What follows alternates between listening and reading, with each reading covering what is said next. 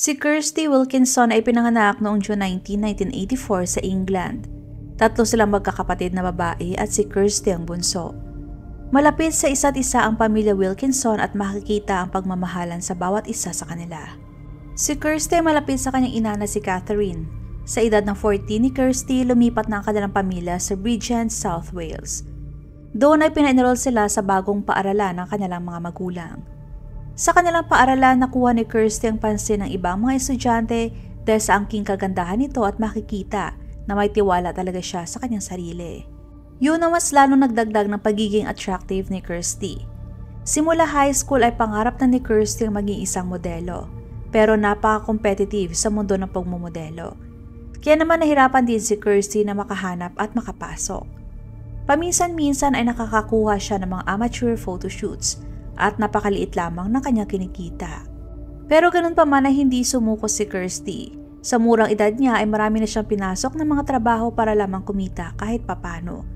Gaya na lamang ng pagiging waitress, cashier at kahit ng paglilinis ng bahay ay ginawa na din niya para wag lamang umasa sa kanyang mga magulang. Sa edad na 17, nagtrabaho si Kirsty sa isang establishmento sa Bridgend na kilala sa kanilang nightlife at adult entertainment. Para kay Kirsty, wala na siyang choice kundi pasukin ang ganong trabaho dahil kailangan. Itinago niya ang aspeto ng buhay niya na yon sa kanyang pamilya dahil sa takot na siya ay mahusgahan. Sinabi na lamang niya sa kanyang pamilya na siya nagtatrabaho bilang admin sa isang negosyo. Ginamit niya ang pseudonym na Megan para maprotektahan ang kanyang pagkakakilanlan. Maganda ang kinikita ni Kirsty sa ganong trabaho, kaya naman nagawa na din niya mabayaran ang kanyang apartment. Nabibili na din niya ang mga personal niyang pangangailangan at kahit papano ay may naiipon pa siya. Pero kahit ganun pa man ay hindi pa rin mawala ang takot sa dibdib ni Kirsty na malaman ng kanyang pamilya ang kanyang ginagawa. Kahit ganun ang kanyang trabaho, sinisika pa rin ni Kirsty na huwag mabago ang pagiging malapit niya sa kanyang pamilya kahit na may dinadala siyang mabigat sa kanyang dibdib at may itinatago sa kanila. Nakikita si Kirsty ng kanyang mga magulang na napaka-responsable, may plano sa buhay at proud sila dahil hindi ito umaasa sa kanila. Ipinagpatuloy ni Kirsty ang ilusyon ng pagkakaroon ng estable at ordinaryong buhay. Hawak ang pag-asa na balang araw ay makakaalis din siya sa mundo na ginagalawan niya pansamantala. Si Paul Grabham ay ipinanganak noong 1983 sa South Wales. Hindi maganda ang kinalakihang pamilya ni Paul at masasabing madalas silang kinukulang sa pera. Palagi din nag-aaway ang kanyang mga magulang at madalas na pinapabayaan si Paul. Kaya naman pakiramdam niya ay hindi siya gusto at mahal ng kanyang mga magulang. Bata pa lang si Paul ay nakitaan na siya ng hindi magandang pag-uugali. Madalas itong may kaaway sa paaralan, sumasagot sa guro, nakikipagrambulan sa ibang mga estudyante at lumiliban sa klase. Di nakakapagtaka kung bakit napakababa ng kanyang mga grado. Makikita na ibang epekto ng pagsasawalang bahala sa kanya ng mga magulang at ibang pamamaraan ng pagdidisiplina. Pagtungtong niya ng high school ay mas lalo naging agresibo si Paul. Napakapangit na ng reputasyon niya sa paaralan hanggang sa tuluyan na siyang na-drop out. Di nagtagal ay pinasok na rin ni Paul ang paggamit ng ipinagbabawal na gamot. Sa edad na 18 ay nag-umpisa na magtrabaho si Paul sa escort services para masuportahan niya ang kanyang bisyo. Wala na rin siya pinipiling kasarian, mapababae man o lalaki. Yun ang naging pangunahing pinagkakakitaan ni Paul. Sa uri ng trabaho ni Paul, di maiwasan na ma-expose siya sa mga taong hindi mabuting impluwensya. Pinasok na din niya ang mga iligal na gawain para lamang masuportahan ang kanyang lifestyle. Taong 2004 nagkakilala sina Kirsty at Paul. Sa mga panahong yon ay ganun pa rin ang buhay ni Paul. Lulong sa ipinagbabawal na gamot, agresibo, manipulative at iniiwasan pa rin siya ng mga taong nakapalibot sa kanya dahil sa kanyang anger management issue. Sila ay nagkakilala sa isang party na ginanap sa isa sa mga nightclub sa Bridgend. Sa mga oras na yon, si Kirsty ay 20 years old, samantalang si Paul naman ay 21.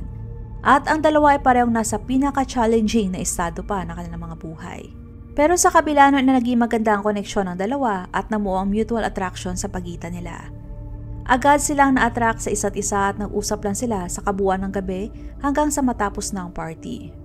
Pagkatapos ng gabing yon ay nagpatuloy pa rin sa pag-uusap sina Paul at Kirsty, pero walang seryosong pag-uusap tungkol sa kanilang dalawa, hanggang sa natigil ang kanilang komunikasyon ng ilang taon. Taong 2007, 3 taon ang nakakalipas. Muling nag-cross ang kanilang mga landas. Pumasok si Paul sa establishmento kung saan ay nagtatrabaho si Kirsty. Kahit na Megan ang ginagamit na pangalan ni Kirsty sa trabaho ay nakilala pa rin siya ni Paul. Naging awkward ang muli nilang pagkikita. Sinabi ni Paul kay Kirsty na simula nung sila nagkita sa party na yon, hindi na maalis si Kirsty sa kanyang isip. At niyaya niya si Kirsty na magkita sila sa labas. Madalas na sila magkita, maglakad-lakad at pinag-uusapan nila ang tungkol sa kanilang buhay. Sa klase ng trabaho nila, alam ni Kirsty na si Paul lang nakakaunawa sa kanyang sitwasyon at ang paglihim niya sa kanyang pamilya ng totoo niyang trabaho. Nakikita ni Kirsty si Paul na mabait at marespeto lalo na sa kanya. Kaya naman naniniwala siya na si Paul na ang lalaki para sa kanya. Nadala din siya sa sinabi ni Paul na gusto na nitong baguhin ang kanyang buhay at gusto na din niya na magkaroon ng sarili niyang pamilya. Ipinagyayabang pa ni Paul kay Kirsty ang mga dati niyang trabaho bilang mekaniko, race car driver at ang pagiging dancer. Ngunit sa simula pa lang ng kanilang relasyon, maraming bagay na itinatago si Paul kay Kirsty. Alam ni Paul ang totoong trabaho ni Kirsty pero itinago niya ang totoo niyang motibo. Dahil ang totoo, gusto lang naman ni Paul maliban sa magkaroon ng karelasyon ay para magkaroon din ng tao na aalalay sa kanya pagdating sa pinansyal na aspeto. Walang kamalay-malay si Kirsty sa mga plano ni Paul. Naniwala naman siya sa lahat ng magagandang ipinapakita sa kanya ni Paul. December 2007, ilang linggo matapos nilang muling magkausap. Sinurpresa ni Kirsty ang kanyang ina na si Catherine sa pag-anunsyo ng kanyang engagement. Ayon kay Kirsty, nag-propose na sa kanya si Paul at tinatanggap naman niya ng walang pag-alinlangan. Sobrang nagulat ang buong pamilya ni Kirsty dahil wala ni isa sa kanila ang may alam tungkol kay Paul. Kaagad na kinausap ng palihim ni Catherine ang anak at sinabi na bakit napakabilis ng pangyayari. At hindi pa lubusang kilala ni Kirsty si Paul. Kaya naman kinumbinsi niya si Kirsty na ipagpaliban muna ang kasal ng ilang buwan para may sapat na oras pa siya na kilalanin at malaman ang totoong motibo ni Paul. Pero matigas ang ulo ni Kirsty dahil nakapagdesisyon na sila ni Paul ng petsa ng kanilang kasal at yun ay noong February 2008, 5 linggo lamang matapos silang inanunsyo ang kanilang engagement. Una pa lang nakilala ng pamilya ni Kirsty si Paul, kaagad na nilang napansin ang hindi magandang pag-uugali ng lalaki dahil wala itong respeto kung makipag-usap sa mga magulang ni Kirsty. Kahit ang ama ni Kirsty na si David ay sinabi sa anak na mukhang hindi mapagkakatiwalaan si Paul. Ang kapatid ni Kirsty na si Sonia ay sinabi din na mukhang napaka-manipulative ni Paul. Pero sa lahat ng kanilang mga sinabi ay walang pinakinggan si Kirsty dahil naniniwala siya ni si Paul lamang ang pag-asa niya para magkaroon ng masayang kinabukasan. Bata pa lang si Kirsty ay pangarap na niya na magkaroon ng napakagandang kasal at malaking pamilya. Umaasa din siya na sa pamamagitan ng pagpapakasal kay Paul, maaalis na siya sa kanyang sikretong trabaho at magsisimula na sila ng panibagong buhay. Para matupad ang kanyang mga pangarap, hindi na niya pinansin ang sinabi ng kanyang pamilya. Kinumbinsi na lamang niya ang kanyang sarili na hindi lang naintindihan ng kanyang pamilya ang kanyang nararamdaman. Dahil wala nang magawa, sinuportahan na lamang si Kirsty ng kanyang pamilya sa araw ng kanyang kasal. Ikinasal sila noong February 2008 at tumira sila sa apartment ni Kirsty sa Bridgend. Nagulat pa noon si Kirsty dahil bigla na lamang lumipat si Paul sa kanyang apartment na hindi pa nila napag-uusapan. Kaagad ding nangialam si Paul sa mga gastusin ni Kirsty at kinuha pang access sa bank account ni Kirsty para ma-manage daw nila ng maayos ang kanilang pera. Dahil sobrang in love si Kirsty kay Paul, walang pag-alinlangan na ibinigay naman niya ang hinihiling ng mister. Pero walang balak si Paul na maghanap ng trabaho. Madalas nasa bahay lang siya at si Kirsty ay patuloy pa rin sa pagtatrabaho para masuportahan ang kanilang mga gastusin. Nag-umpisa na rin si Paul na pakialaman ang trabaho ni Kirsty. Imbis na pahintuin sa pagtatrabaho si Kirsty o kumbinsihin na maghanap ng ibang trabaho, mas tinulak pa niya si Kirsty na maghanap pa ng mas maraming kliyente para magkaroon sila ng maraming pera. Para kay Paul, yun lamang ang paraan para matustusan ang lumalaki nilang gastusin. Nag-umpisa na rin siyang samahan si Kirsty sa trabaho nito para kunwari ipakita na nag-aalala siya sa kaligtasan ng asawa. Pero ang totoo niyan, gusto lamang niyang mamonitor ang schedule ni Kirsty at para masigurado na magawa ni Kirsty ang kanyang mga hinihiling. Habang tumatagal ay hinanapan na din niya si Kirsty ng mga kliyente sa online. Gumawa siya ng iba't ibang accounts sa iba't ibang online platforms para i-advertise ang serbisyo ni Kirsty. Simula nun ay mas dumami nga ang kliyente ni Kirsty. Pagkatapos niya magtrabaho sa establishmento kung saan siya nagtatrabaho, pag-uwi niya ay may kinikita pa siyang mga kliyente sa kanilang bahay. Unti-unti nang nahimasmasan si Kirsty sa ginagawa ni Paul. Pangarap niya na makawala sa ganong klaseng trabaho pero parang napaka-imposible dahil si Paul mismo ang tumutulak sa kanya na gawin yon. At patuloy si Paul sa panghihikayat at pagmamanipula sa kanya. Sinabi din ni Paul na yun lang ang paraan para mapanatiling maayos ang kanilang relasyon at para maayos ang kanilang pinansyal. Nagsimula na rin si Paul na tanungin ang bawat galaw ni Kirsty. Pati ang cellphone, pinapakialamanan niya at binabawalan niya si Kirsty na makipag-usap sa iba nitong mga kaibigan. Kaya naman simula nun ay pakiramdam ni Kirsty mag-isa na lang siya at walang sumusuporta sa kanya. Wala na rin siyang mapagsabihan ng kanyang problema kay Paul. Madalas din niya pinupuna si Kirsty at sinasabi na wala ng lalaking papatol sa kanya lalo na at ganyan ang klase ng kanyang trabaho. Yun ang pamamaraan ni Paul para hindi siya iwanan ni Kirsty at umasa na lamang ito sa kanya. Habang tumatagal ay lumalabas na rin ang totoong pag-uugali ni Paul. Napaka-irritable, agresibo at grabe kung magalit. Dumating na rin sa punto na may isinasama si Paul na ibang lalaki sa tuwing nagsisiping sila ni Kirsty. Labag man yon sa loob ni Kirsty o wala siyang magawa dahil ayaw niya na mag-away sila ni Paul. Unti-unting naramdaman ni Kirsty na parang hindi na niya pagmamay-ari ang kanyang katawan dahil kung sino-sinong lalaki na lang siya pinapagamit ni Paul. Tiniis lahat yon ni Kirsty dahil gusto niya ipakita sa kanyang pamilya na masaya siya sa pinili niyang lalaki. Pero walang pakialam si Paul sa kanyang nararamdaman. Patuloy pa rin siya sa kanyang ginagawa kay Kirsty. Inilalabas na lamang ni Kirsty ang sama ng loob sa pamamagitan ng kanyang journal. Wala siyang lakas na loob para malabanan si Paul. Dumating na rin sa puntong sinasaktan na ni Paul si Kirsty sa tuwing hindi ito sumusunod sa kanyang mga gusto. Katunayan ay ramdam na ni Catherine na hindi masaya si Kirsty sa kanyang buhay kasama si Paul. Sinubukan niya ang kausapin ng anak pero umiiwas ito. Malakas ang pakiramdam ni Catherine na may nangyaring hindi maganda sa pagsasama ng dalawa. Kaya naman hindi siya nagkulang sa pagbibigay ng babala sa anak na baka may masamang gawin sa kanya si Paul. Pero hindi nakinig si Kirsty at kinukumbinsi ang sarili na magbabago din lahat balang araw. Kahit sa kanyang journal makikita na alam niya kung gaano nakatoxic ang kanilang relasyon ni Paul. Pero wala siyang lakas ng loob para umalis dahil siya natatakot at naaawa na iwanan ng mister. Noong March 28, 2009, nagdesisyon sina Paul at Kirsty na magpalipas ng gabi sa isang nightclub kasama mga kaibigan. Noong gabing yon ay uminom sila ng alak at gumamit pa ng ipinagbabawal na gamot. Ayon sa mga nakasaksi, nagkaroon ng tensyon sa pagitan ni Kirsty at Paul. Napaka-irritable na ni Paul samantalang si Kirsty naman ay umiiwas pa sana na mag-away sila. Badang hating gabi umalis si Paul ng mag-isa sa club dahil sa matinding init ng ulo at iniwan si Kirsty sa kanilang mga kaibigan. Nagdesisyon si Kirsty na huwag sundan si Paul kaya naman nanatili muna siya sa club kasama ang mga kaibigan. Pagkatapos ay umuwi si Kirsty sakay ng taxi. Yun ang huling oras na nakita ng lahat na buhay si Kirsty. Kinabukasan tinawagan ni Paul si Catherine para sabihin na maagang umalis ang kanyang anak dala magamit pati ang kanilang pera. Sinabi pa niya na maaring umalis si Kirsty para makipagkita sa ibang lalaki. Pero nagdududa si Catherine dahil naiwan ni Kirsty ang kanyang bank cards at iba pang personal na mga gamit. Nalaman din na madaling araw ay sinubukan pa ni Kirsty na tumawag sa emergency services pero naputol din ang kanyang tawag.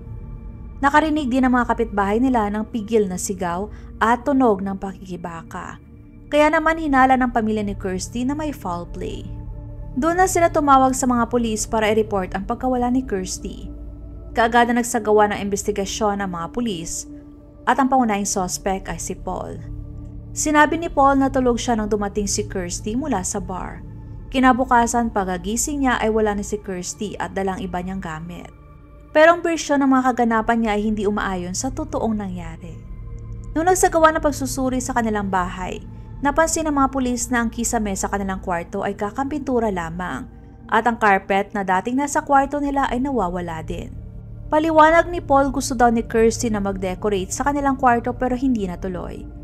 Isang napaka-importanting clues ay ang hindi natuloy na tawag ni Kirsty sa emergency services gabi bago siya nawala. Noong April 6, 2009, isang truck driver nakapansin na may maleta na nasa malapit sa tabing daan.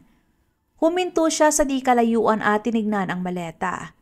Doon niya nakita na may nakalabas na kamay ng tao, kaya naman kaagad siyang tumawag sa pulis. Pagdating ng mga pulis ay nakita nila na ang maleta ay naglalaman ng katawan ng babae. Pinasuri ang katawan at doon nakumpirma na katawan yon ni Kirsty.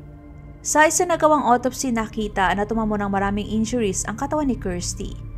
Ang kanyang ilong at panga ay basag. Ang kanyang buong katawan ay may mga pasa at kalmot. Ang kanyang ikinamatay ay traumatic brain injury na sanhin na ilang beses na pagkakapalo ng kanyang ulo. May sinyalis din na siya ay sinakal. Sa kaparehong araw ay inaresto si Paul. Sa panahon ng interogasyon ay itinanggi ni Paul na may kinalaman siya sa nangyari kay Kirsty. Wala umano siya alam kung saan pumunta si Kirsty matapos nitong umalis sa kanilang apartment. Pero makikita na sobrang kinakabahan si Paul kaya naman mas lalo nagdududa sa kanya ang mga pulis. Nadiskubre din ng mga pulis na sa araw na nawala si Kirsty, ginamit pa ni Paul ang kanyang card para mag-withdraw ng pera at pumunta sa massage parlor. Nalaman ng mga pulis na nung umuwi si Kirsty mula sa club, nagkaroon sila ng matinding pag-aaway ni Paul. Doon na siya sinakta ni Paul, pinalo sa ulo at sinakal hanggang sa mamatay. Kasunod noon ay inilipat ni Paul ang katawan ni Kirsty sa kanilang sala at doon niya sinubukan na ipasok sa maleta. Ngunit dahil matangkad si Kirsty, nahirapan si Paul.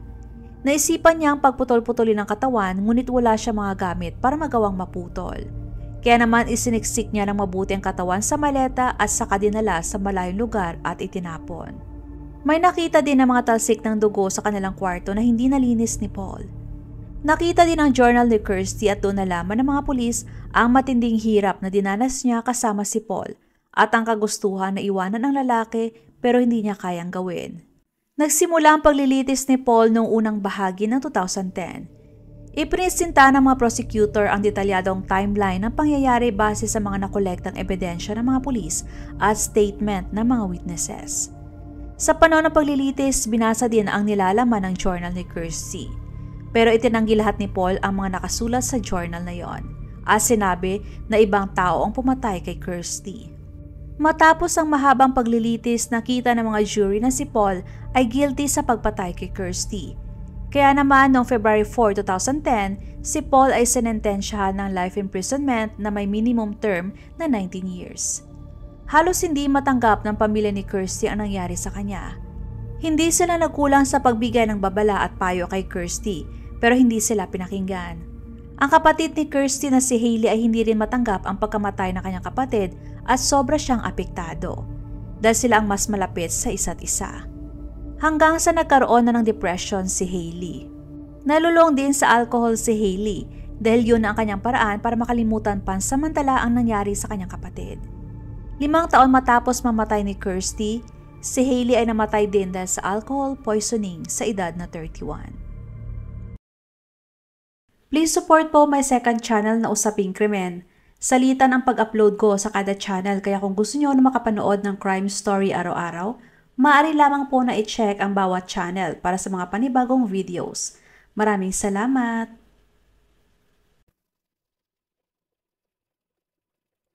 Huwag magatubiling ibahagi inyong mga saloobin at komento. And please huwag kalimutang mag-like and subscribe sa aking channel kung hindi mo pa nagagawa. Magkita-kita tayo ulit sa aking susunod na video. Maraming salamat!